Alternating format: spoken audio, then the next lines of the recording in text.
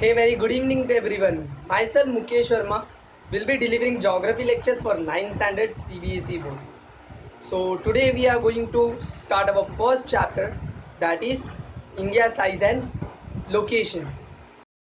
So before starting lectures, we are going to discuss some content of the chapter which we are going to deal with. Okay, first one is India's location. We are going to discuss about the location of the India, where India is actually located. Then we are going to discuss about its size, India and the neighbor country, uh, how is the relationship between India and their neighboring country and its neighbor. Introduction. India is one of the ancient civilization in the world. India known for its rich biodiversity. India अगर हम India की बात करते हैं तो civilisation जो था, यानी कि जब सोसाइटी फॉर्म हुई, लोगों ने रहना स्टार्ट किया, तो उस मामले में इंडिया एंशिएंट से ही काफ़ी, बोलते हैं ना कि काफ़ी एंशिएंट से ही वो चीज़ें चल रही है. लोगों ने सिविलाइज करना स्टार्ट कर दिया, लोगों ने सोसाइटी फॉर्म करना स्टार्ट किया, लोगों ने रहना स्टार्ट कर लिया. तो India is one of the ancient civilisation of the world, यानी कि लोगों का रहना हमारे इंडिया में वो बहुत ही काफ़ी पहले से ही स्टार्ट हो चुका था. India known for its rich biodiversity. अगर हम इंडिया की बात करते हैं तो India is the only country, India is the only country which is rich in their biodiversity, यानी कि वेरिएशन ही वेरिएशन. इंडिया के हर चीज़ में वेरिएशन है, चाहे उसका कल्चर हो, चाहे वो फूड के रिगार्डिंग हो, उसके क्यूजिन में हो, या बोलते हैं ना कि उसके ट्रेडिशन में हो, उसके नॉर्म्स में हो, उसके कास्ट में हो. इंडिया में हर जगह पर हर तरीके का बहुत सारा वेरिएशंस है. इसलिए ये बोला जाता है कि India is rich in biodiversity. Then it has achieve multifaceted social economic progress during the past 5 decades. जैसे डिकेड्स बढ़ता गया, इंडिया मल्टीफेस्टेड सोशल इकोनॉमिक, यानी कि जो ड्रास्टिक चेंजेस जो है इंडिया के इकोनॉमिक में, उसने इंडिया ने बहुत ही अच्छी तरीके से अडॉप्ट करता गया. जैसे अगर हम इंडिया की बात करते हैं, इंडिया की इकोनॉमिक की बात करते हैं, तो इंडिया इकोनॉमिक में पहले बहुत वीक था. इंडिया इंडिया के ऊपर बहुत सारे कर्जे हो गए थे, जिसके वजह से वर्ल्ड बैंक ने इंडिया को सजेस्ट किया था एलपीजी मॉड्यूल लाना. Now what is LPG module? LPG module is nothing but liberalisation, privatisation and globalisation. जहाँ पर इंडिया ने लिबरलाइज किया, लोगों को फ्रीडम दिया कि ट्रेड करो, जितना ट्रेड होगा उतना पैसा जनरेट होगा, उतना इनकम जनरेट होगा, इकोनॉमिक बूस्ट होगी. देन प्राइवेटाइज किया, यानी कि प्राइवेट कंपनीज को लाया. प्राइवेट कंपनी जैसे आए, इंडिया के साथ कंपटीशन स्टार्ट हो गया, और कंपटीशन स्टार्ट होने के साथ साथ हमें भी फ़ायदा होने लगा. जैसे अगर हम बात करते हैं ओला एंड उबर की, आज इन दोनों के बीच के कंपटीशन में फ़ायदा किसे होता है? सिटीजन को ही होता है. बिकॉज अगर ओला बोलता है कि अगर मैं 10 रुपीज़ में मैं फर्स्ट राइड अगर मैं देता हूँ, फर्स्ट राइड दे रहा हूँ, तो उबर बोलेगा कि मैं 8 रुपीज़ में फर्स्ट राइड देता हूँ, जिसमें 2 रुपया फ़ायदा किसका? हमारा हुआ. वैसे ही काफ़ी सारे प्राइवेटाइजेशन के वजह से, बहुत सारे कंपनीज आने के वजह से क्या होने लगा, इंडिया में भी कंपटीशन जनरेट होने लगा, जिसके वजह से इंडिया की इकोनॉमिक और भी बूस्ट हो गई. कहते हैं ना कि कंपटीशन जब तक होता नहीं है तब तक मज़ा नहीं है, तब तक पता नहीं चलता है कि कौन कौन से लेवल पे है. वैसे then last one is globalisation. Now what is globalisation? Globalisation यानी कि एक पर्टिकुलर कमोडिटी को बहुत ऊंचे लेवल पे पहुंचाना, यानी कि हर जगह पे इंडिया ही नहीं, वर्ल्ड के हर कोने कोने तक वो कमोडिटी को पब्लिश करना, वो होता है ग्लोबलाइजेशन. यानी कि बोलते हैं ना मल्टीनेशनल कंपनीज, उनका इंडिया में भी ब्रांच होता है, फॉरेन में भी ब्रांच होता है. तो ये क्या करते हैं, अपने बिजनेस को एक्सपांड करते हैं, ग्लोबलाइज करते हैं. ये 3 एलपीजी मॉड्यूल एडप्ट करने की वजह से आज इंडिया के जो इकोनॉमिक जो है वो काफ़ी सुधर गई है. इसलिए बोला गया है it's multi faceted social economic progress, जहाँ पर इंडिया ने क्या किया कि ऐसे इकोनॉमी को बूस्ट किया कि लोग देखते ही रह गए. आज इंडिया अनडेवलप्ड कंट्री से डेवलपिंग कंट्री पे पहुँच गया. क्यों? बिकॉज ये मल्टी सोशल इकोनॉमिक प्रोग्रेस की वजह से. Then it has moved forward, displaying remarkable progress in the field of agriculture, industry, technology and overall economic development. India जैसे जैसे आगे बढ़ता गया, इंडिया ने एग्रीकल्चरल फील्ड में भी बहुत सारे प्रोग्रेस पाए. जैसे फॉर एग्जांपल पहले के टाइम पे एग्रीकल्चरल में नॉर्मल खेती बाड़ी होती थी, आज के टाइम पे HYB सीड्स आ गए, हाई यील्डिंग सीड्स, जहाँ पर कैसा होता है मैक्सिमम क्रॉप्स कल्टीवेशन हो सकते हैं. बड़े बड़े टेक्नोलॉजीज आ गए, ट्रैक्टर्स आ गए, बड़े बड़े इक्विपमेंट्स आ गए. जहाँ पर प्रिमिटिव एग्रीकल्चर हुआ करता था वो अब ड्रेस्टिकली चेंज हो चुका है। सो उसने एग्रीकल्चर फील्ड में इंडस्ट्री, हर चीज़ की इंडस्ट्री है, ऑटोमोबाइल इंडस्ट्री है, मेडिकल के लिए इंडस्ट्रीज़ है, तो फार्मेसी है, बहुत सारी इंडस्ट्रीज़ है जो कि बूस्टअप हो चुकी है, टेक्नोलॉजी बढ़ गया है, जिसकी वजह से आज हम इंटरैक्टिव वे में पढ़ पा रहे हैं, है कि नहीं। आज आपके यहाँ पर लेक्चर्स जो हो रहे हैं, लेक्चर्स डिलीवर हो रहे हैं, वो इंटरैक्टिव वे में हो रहा है, जो कि ज़्यादा फ़ायदेमंद है। सो ये था introduction to India. Let's move on with the topic. India's location. India lies entirely in the northern hemisphere. अच्छा, नॉर्दर्न हेमिस्फीयर, ये टॉपिक आपको बताने से पहले मैं कुछ कंसेप्ट आपका क्लियर करना चाहता हूँ। जैसे अगर हम एक पूरी ग्लोब की बात करते हैं तो our globe is divided by the imaginary lines. जैसे होता है ना कि इक्वेटर एक ऐसा लाइन है जहाँ पर 0 डिग्री से स्टार्ट होता है। सो वो इक्वेटर जो वर्टिकल लाइन्स है और वो जो हॉरिजॉन्टल लाइन्स है वो हमारे ग्लोब्स को 4 क्वाड्रेंट्स में डिवाइड करता है। जैसे फॉर एग्जांपल अगर मैं हॉरिजॉन्टल इक्वेटर की बात करता हूँ, हॉरिजॉन्टल लाइन की बात करता हूँ, तो it divides our globe into 2 hemisphere. One is the northern hemisphere and the another one is southern hemisphere. Similarly, a vertical horizontal is also divide our globe into 2 equal parts. One is the western hemisphere and another one is the eastern hemisphere. Okay, so हमारा India लाई करता है northern hemisphere में, यानी कि globe के कौन से part पे, अपर वाले पार्ट पे, यानी कि नॉर्दर्न हेमिस्फीयर में। Then it extend between latitudinals and longitudinal lines. अच्छा, लैटिट्यूडनल एंड लॉन्गिट्यूडनल ये 2 लाइन क्या होते हैं, ये लाइन भी समझना बहुत जरूरी है।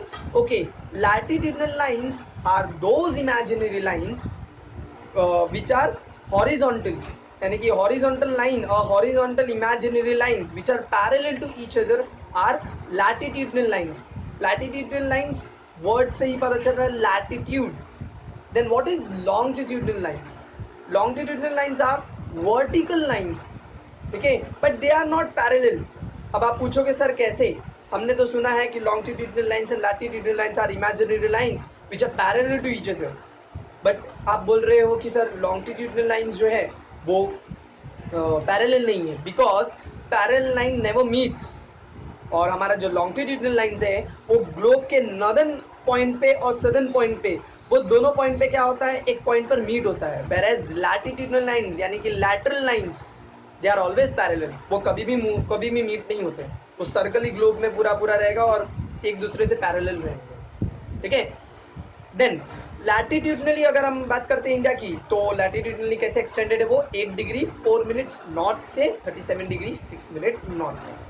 एंड वेयरएज लॉन्गिट्यूडनल एक्सटेंड है हमारा 68 degree 7 minute east and 97 degree 25 east. बहुत ही इंपॉर्टेंट है, ये चीज़ें याद रखना है बिकॉज इसके ऊपर आंसर बनने वाला है। सो ये एक्सटेंड हम लोग को याद रखना ज़रूरी है, स्पेशली इंडिया का एक्सटेंड है ये, तो याद रखना है हमें। और ये जो लैटिट्यूडनल लॉन्गिट्यूडनल लाइंस होते हैं, ये याद रखो, ये किस लिए यूज होता है, बिकॉज ऑफ द मैपिंग। ये एक फॉर्मूला है जहाँ पर मैप बनाने के वक्त पर कहाँ पर कौन सा कंट्री का लोकेशन जो है वो लोकेशन में कैसे बताओ, उसके लिए हम ये यूज करते हैं लैटिट्यूडनल एंड लॉन्गिट्यूडनल।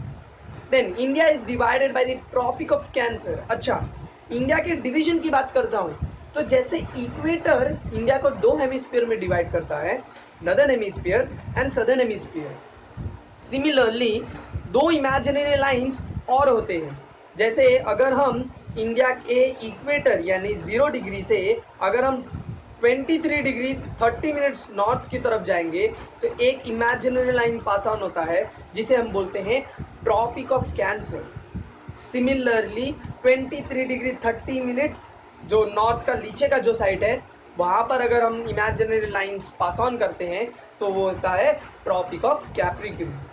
ये जो ट्रॉपिक ऑफ कैंसर है ये हमारे इंडिया के सेंटर से पास ऑन होके गया है, इसलिए हमारे इंडिया में ट्रॉपिकल रीजन्स भी है ना। सो ट्रॉपिक यहाँ पर वही बोला है कि India is divided by the Tropic of Cancer at 23 degree 30 minutes north which divide the country almost in 2 equal parts. To the southwest of the mainland, it comprises of Lakshadweep Island, whereas Andaman and Nicobar Island lie to the southeast of the mainland. अगर मैं हमारे पास land जो main land की बात करता हूँ तो main land के जो वेस्ट की तरफ अगर हम देखते हैं साउथ में सदर्न साउथ साइड में अगर हम वेस्ट की तरफ देखते हैं तो हमारे पास लक्षद्वीप आइलैंड है, वेरएज अगर हम ईस्ट की तरफ ध्यान देंगे तो हमारे पास क्या है, अंडमान एंड निकोबार आइलैंड्स है. Okay, so these are the two islands. Okay, so now we are going to discuss about the size of the India. The landmass of India has an area of 3.28 million square kilometer. अगर मैं India के land mass की बात करता हूँ, यानी कि I am calculating only the land, not the sea. Ocean का मैं काउंट नहीं कर रहा. तो हमारा इंडिया का जो लैंड मास है, जो वो ऑक्यूपाई करता है, वो कितना है, 3.28 million. Then India's total area accounts for about 2.4% of the total geographical area of the world. अगर मैं जियोग्राफिकली देखूँ, ग्लोबली देखूँ मैं, तो इंडिया ग्लोब में से 2.4% जो है, वो 2.4% का हिस्सा हमारा इंडिया ले रहा है. ठीक है. Then India is the 7th largest country of the world, है ना. इंडिया 7th लार्जेस्ट कंट्री में आता है, where as Russia is the first one. So India is the 7th largest country of the world. India is bounded by the Yangtze Mountains in the northwest, north and northeast. अगर हम mountains, अगर हम north की तरफ की बात करते हैं इंडिया में, तो इंडिया के नदन पार्ट में बहुत सारे माउंटेन से वो बाउंडेड है, बहुत सारे माउंटेन से वो कवर्ड है. जहाँ पर हम नेक्स्ट हमारा चैप्टर जो है, यानी कि हमारा सेकेंड चैप्टर हमारा है फिजिकल फीचर्स ऑफ इंडिया, जहाँ पर हम देखेंगे कि हमारे फिजिकली हमारा फिजियोग्राफी इंडिया का कैसा है, फिजिकली हमारा इंडिया कैसे दिखता है, जहाँ पर हम पढ़ेंगे हिमालय के बारे में. सो नॉर्थ साइड में हमारा हिमालयन से कवर्ड है. Then it begins with north end and to the south tapping into Indian Ocean. वो नॉर्थ से स्टार्ट होता है और साउथ में आके एंड होता है इंडियन ओशन के तरफ प्रोजेक्टिंग करके, इसलिए यहाँ पर वर्ड यूज किया है tapering into Indian Ocean. Indian Ocean की तरफ जाते ही वो एंड हो जाता है. India is surrounded by the Arabian Sea to the west and Bay of Bengal to the east. India का अगर हम देखते हैं तो इंडिया हमारा अरेबियन सी जो है वो वेस्ट की तरफ है और हमारा बे ऑफ बंगाल जो है वो हमारा ईस्ट की तरफ है. So it is surrounded by the water bodies. Okay, so western side में अगर देखते हैं तो अरेबियन सी मिलता है हमें, ईस्टर्न साइड में देखते हैं तो बे ऑफ बंगाल मिलता है, और अगर हम सदर्न की बात करते हैं, साउथ साइड की बात करते हैं तो इंडियन ओशन है. सो हमारा एक और फिजिकल फीचर यहाँ पर हमें मिल जाता है कि इंडिया के पास पेनिनसुला है. Now what is peninsula? Peninsula is nothing but a land mass which is covered by water bodies. Three side is covered by water body and one side is by land. Then from Gujarat to Arunachal Pradesh there is a time lag of 2 hours because the standard meridian passing through Mirzapur in UP. Okay, यहाँ पर बात किया है कि जब हम Gujarat to Arunachal Pradesh जाते हैं तो यहाँ पर 2 आवर्स का टाइम लैग है, यानी कि हम लैटिट्यूडनल जब हम मूव ऑन होते हैं तो यहाँ पर बोला है कि कुछ 2 घंटे के कुछ फ़र्क पड़ता है. तो ये जो 2 आवर्स का जो लैकनेस है ये किसके वजह से हो रहा है? Because of the standard time, standard meridian time. अब इंटरनेशनल डेट लाइन्स में अगर आप टॉपिक पढ़ते हो तो ये सारे हैं. हमारे ग्लोब में हर जगह पर सबका अपना अपना स्टैंडर्ड टाइम है. सो मैं इसके ऊपर भी अगर आपको लेक्चर्स चाहिए तो मैं इसके ऊपर भी लेक्चर डिलीवर करूंगा, जहाँ पर मैं आपको इंडियन स्टैंडर्ड टाइम के बारे में, इंटरनेशनल डेडलाइंस के बारे में भी मैं आपको बता सकता हूँ. So let's move on to the next topic, that is India and the world. Now we are going to discuss about the how relationship between India and the neighbouring countries are. So India is located in the centre of the world between east and west Asia. अगर हम बात करते हैं पूरे Asian country के, जहाँ पर India जहाँ पर लाई करता है, तो इंडिया एक ऐसी कंट्री है जो कि सेंटर ऑफ द वर्ल्ड में आता है. Then the route across the Indian Ocean connect the countries to of Europe. अभी हमारा जो इंडियन ओशन जो है वो इंडियन ओशन क्या करता है, दे आर द रूट्स, वो हमारे लिए रूट्स बन चुका है. तो अगर हम हमारे इंडिया की बात करते हैं तो हमारा इंडियन जो फॉरेन कंट्री से, नेबरिंग कंट्री से जो कनेक्ट करता है, जहाँ पर सी रूट्स जो होते हैं वो हम दोनों से कनेक्ट करता है, यानी इंडिया को बाकी की कंट्री से कनेक्ट करता है. Then the Deccan peninsula help India to establish close contact with West Asia, Africa and Europe. जहाँ पर पेनिनसुला के बारे में मैंने आपको ऑलरेडी बताया, जहाँ पर पेनिनसुला में हमारे पास 2 है कोस्ट लाइन्स, एक है वेस्टर्न कोस्ट लाइन, दूसरा वन है another one is eastern coast line. Western coast line जो है वो इंडिया को सी रूट्स के थ्रू कनेक्ट करता है वेस्ट एशिया, अफ्रीका और यूरोप के साथ। Whereas the eastern coast जो है वो ईस्ट एशिया से कनेक्ट करता है, साउथ ईस्ट एशिया से कनेक्ट करता है। वापस से पढ़ता हूँ point. The Deccan peninsula help India to establish close contact with West Asia, Africa and Europe from the western coast and with Southeast and East Asia from the eastern coast.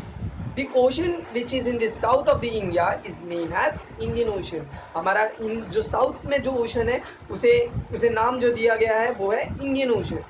क्यों Indian ocean? क्यों? Because Indian ocean उसे इसलिए नाम दिया गया है because हमारा India एक ऐसा कंट्री है and it's the only country जिसका कोस्ट लाइन सबसे बड़ा है, इसलिए जो ओशन है वो ओशन को नाम दे दिया गया है Indian ocean.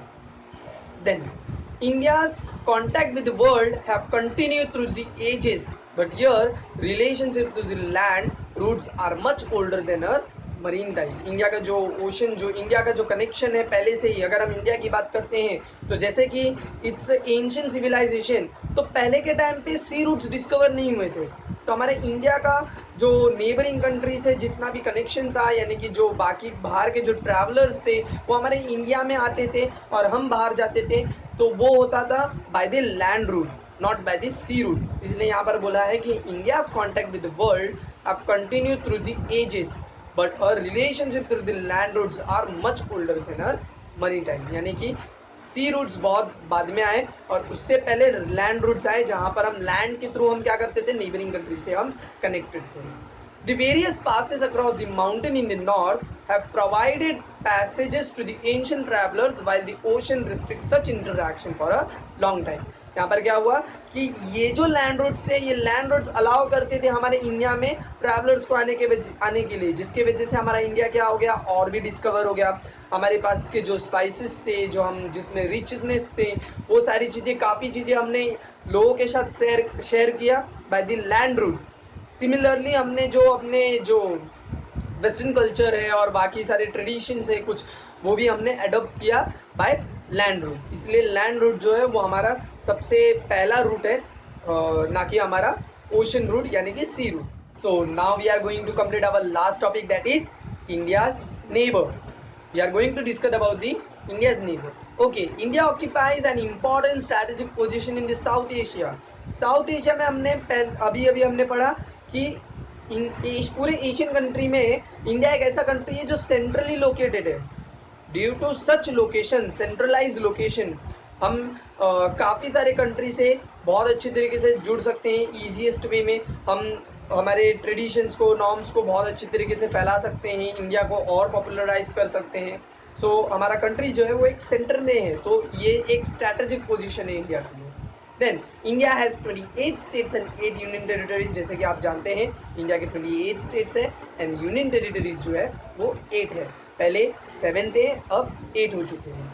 India share its land boundaries with Pakistan and Afghanistan in the north west. अगर मैं वेस्ट की बात करता हूँ तो नॉर्थ वेस्ट में जो हम बाउंड्री हमारी शेयर करते हैं वो है अफगानिस्तान से और पाकिस्तान से। Whereas China, Nepal and Bhutan in the north. अगर हम नॉर्थ सेंटर में बात करते हैं तो हम हमारा लैंड मास शेयर करते हैं चाइना से, नेपाल से और भूटान से। And Myanmar and Bangladesh in the north east. Whereas अगर हम नॉर्थ ईस्ट की बात करते हैं तो हम हमारा लैंड मास शेयर करते हैं म्यांमार और बांग्लादेश से। Our southern neighbour across the sea consists of 2 island countries, namely Sri Lanka and Maldives. Whereas अगर मैं साउथ की बात करता हूँ, नॉर्थ में मैंने नेबरिंग कंट्रीज बताए, साउथ में नेबरिंग हमारे कंट्रीज कौन से हैं, श्रीलंका है एंड मालदीव्स है। India has strong geographical and historical links with her neighbour. Since India biodiversity है, इंडिया का एंशियंट सिविलाइजेशन है, हिस्टोरिकल से ही इंडिया का बहुत सारा इंपॉर्टेंस है और जियोग्राफिकली भी बहुत सारे इंडिया के रीजन्स है, यानी कि हर रीजन का एक अपना अपना रीज़न है कि वो जियोग्राफिकली, उसके पीछे जियोग्राफिकल एक बोलते हैं ना, एक जियोग्राफिकल साइंस है हर एक पर्टिकुलर प्लेस के ऊपर। और हिस्टोरिकल एक, जैसे बोलते हैं ना कि पहले के टाइम पे हमारे जितने रामायण, महाभारत, ये सारी चीज़ें भी हुई थी, ये इंडिया से ही हुई थी, तो हम इंडिया के हिस्टोरिक से भी बहुत जुड़े हुए हैं। इसलिए लास्ट पॉइंट ऐसा बोला गया है, India has a strong geographical and historical links with a neighbour. आज के लिए हम इतना ही करते हैं। सो हमारा लेक्चर यहाँ पर, हमारा फर्स्ट चैप्टर हम एंड अप करते हैं, हमारा एंड हो चुका है। नेक्स्ट चैप्टर मैं बहुत जल्दी आप लोगों के साथ शेयर करूँगा। So thank you.